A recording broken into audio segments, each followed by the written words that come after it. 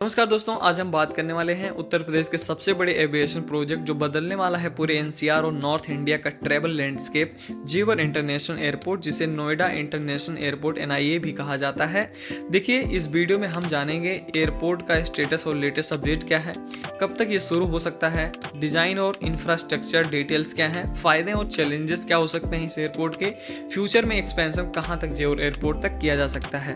तो देखिए, जेवर एयरपोर्ट का नाम ऑब्वियसली है नोएडा इंटरनेशनल एयरपोर्ट एनआईए। ये गौतम बुद्धा नगर डिस्ट्रिक्ट जेवर में बन रहा है, यमुना एक्सप्रेसवे कॉरिडोर के पास।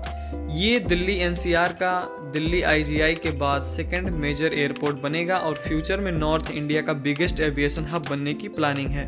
प्रोजेक्ट को public private partnership PPP model से डेवलप कर रहे हैं, जिसमें Yamuna international airport private limited primary agency है। लोकेशन और कनेक्टिविटी की बात करें दोस्तों, जेवर इंटरनेशनल का लोकेशन स्ट्रेटेजिक है। यमुना एक्सप्रेसवे डायरेक्ट कनेक्टिविटी है, ईस्टर्न पेरिफेरल एक्सप्रेसवे और फ्यूचर में जो गंगा एक्सप्रेसवे बन रहा है उससे इसकी कनेक्टिविटी की जाएगी और भी कई सारे एक्सप्रेसवे से इसका कनेक्टिविटी जो है बढ़ाया जा सकता है। दोस्तों, इसका प्लान है रैपिड रेल और मेट्रो सिस्टम को कनेक्ट करने का। इसका मतलब दिल्ली, नोएडा, ग्रेटर नोएडा और आगरा, मथुरा जैसे मेजर शहरों से फास्ट ट्रैवल पॉसिबल होगा और आईजीआई एयरपोर्ट का प्रेशर जो है वो कम हो जाएगा। प्रोजेक्ट और टाइमलाइन, लेटेस्ट अपडेट की बात करें दोस्तों प्रोजेक्ट जो है वो ऑलमोस्ट कंप्लीट हो चुका है। 90% से ज़्यादा कंस्ट्रक्शन कंप्लीट हो चुका है। यूपी के चीफ मिनिस्टर ने अनाउंसमेंट किया है कि एयरपोर्ट का इनॉग्रेशन जनवरी 2026 में हो सकता है। डोमेस्टिक ऑपरेशन इनिशियली दिसंबर 2025 में शुरू होने वाला था दोस्तों, लेकिन अभी तक जो है ये शुरू नहीं हो पाया है अनफॉर्चुनेटली। फिर इंटरनेशनल फ्लाइट्स जो है वो 2026 में स्टार्ट होने की उम्मीद है। रिसेंटली ट्रायल सिस्टम जैसे Digi Yatra, biometric gate, self bag drop kiosks और solar panel based net zero roof system को टेस्ट किया गया है। इसका फेज जो दोस्तों अगर बात करें कि कितने फेज में ये लॉन्च प्लान है, देखिए फेज 1 में 1 runway plus initial terminal plus domestic schedules जो हैं ये अभी बनाए गए हैं। फेज 1 में केवल 1 रनवे बनाया गया है, इस पे अभी फ्लाइट्स स्टार्ट हो जाएंगी। उसके बाद फ्यूचर में जो है इसको international flights, multiple runways, cargo and full 24/7 operation के लिए बनाया गया है। इस पे दोस्तों फाइटर जेट भी लैंड कराया जा सकता है।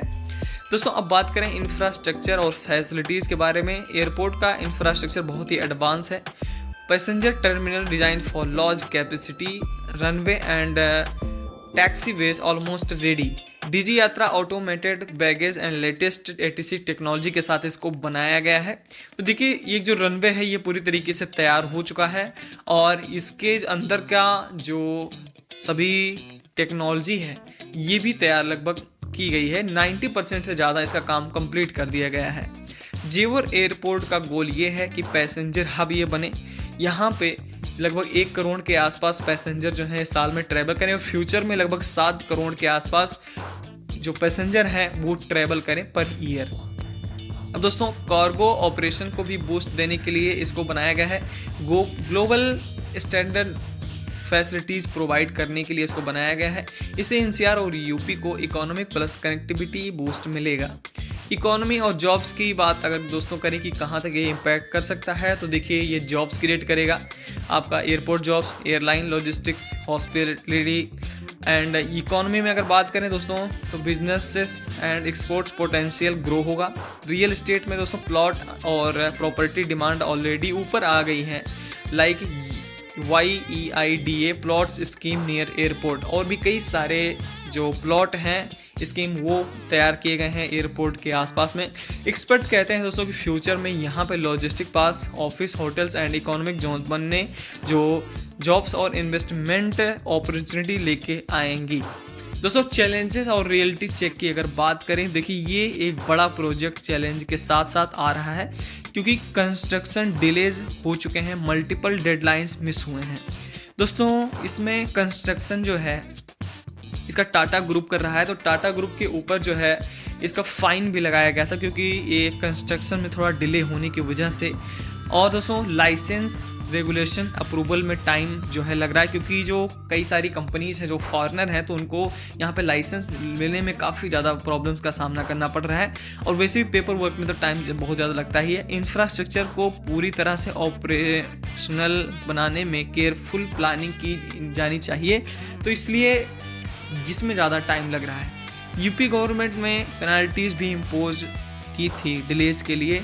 ये बताता है कि टाइमलाइन को लेकर खुद एडमिनिस्ट्रेशन कंसर्न है, और इसलिए इस पर काफ़ी ज़्यादा मतलब लगा दिया गया था फाइन, और अभी तक इसको जो है तैयार हो जाना चाहिए था, बट ये नहीं तैयार हो पाया है। इसलिए दोस्तों आने वाले मंथ्स में ये लॉन्च प्लान पर फोकस रहेगा।